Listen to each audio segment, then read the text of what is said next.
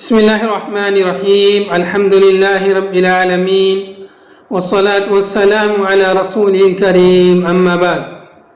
مشاہدین کرام، السلام علیکم ورحمۃ اللہ وبرکاتہ۔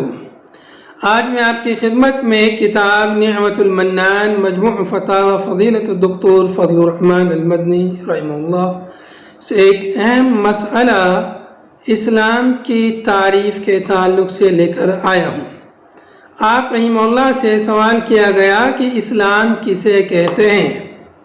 اس سوال کے جواب میں آپ نے فرمایا کہ حضرت جبرائیل علیہ السلام نے رسول اللہ صلی اللہ علیہ وسلم سے جب اسلام کے بارے میں سوال کیا تو آپ نے فرمایا الاسلام ان تشہد ان لا الہ الا اللہ وأن محمد رسول الله وتقيم الصلاة وتؤتي الزكاة وتصوم رمضان وتهج البيت إن استطعت إليه سبيلا متفق علیہ۔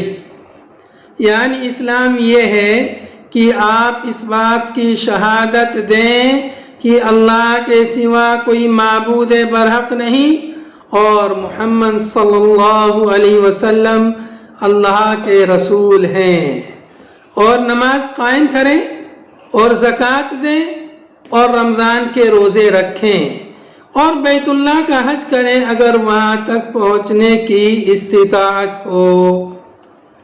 انہی پانچوں چیزوں کو ارکان اسلام کہا جاتا ہے، جیسا کہ حدیث بنی الاسلام علی خمس الی آخرہ سے معلوم ہوتا ہے۔ اور کبھی کبھی اسلام کا اطلاق پوری شریعت اسلامیہ اور دین محمدی پر ہوتا ہے، جیسا کہ اللہ تعالیٰ کا ارشاد ہے ان الدین عند اللہ الاسلام، بے شک اللہ کے نزدیک مقبول و معتبر دین صرف اسلام ہے۔ اور دوسری جگہ فرمایا وَمَن يَبْتَغِ غَيْرَ الْإِسْلَامِ دِينًا فَلَن يُقْبَلَ مِنْهُ، جو کوئی اسلام کے علاوہ کسی اور دین کا طالب ہو تو وہ اس سے قبول نہیں کیا جائے گا۔ اور رسول اللہ صلی اللہ علیہ وسلم نے فرمایا بدأ الاسلام غریبا وسيعود كما بدأ، یعنی دین اسلام اجنبیت کے ساتھ شروع ہوا اور جس طرح اجنبیت سے شروع ہوا تھا ان قریب پھر اسی طرح اجنبی بن جائے گا۔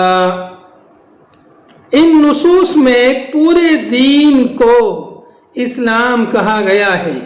خلاصہ یہ ہے کہ اسلام اور ایمان کے معنی کے بارے میں تحقیقی بات یہ ہے کہ جب اسلام اور ایمان کا ذکر یا استعمال یکجا ہو تو دونوں کے معنی میں فرق ہوتا ہے، جیسا کہ حدیث جبرائیل میں ہے۔ اسلام ظاہری اعمال اور ارکان کو اور ایمان باطنی اعتقاد کو کہا گیا ہے، لیکن اگر وہ الگ الگ استعمال ہوں تو ایمان میں اسلام اور اسلام کے معنی میں ایمان داخل ہوتا ہے۔ وآخر الدعوانا ان الحمد للہ رب العالمین۔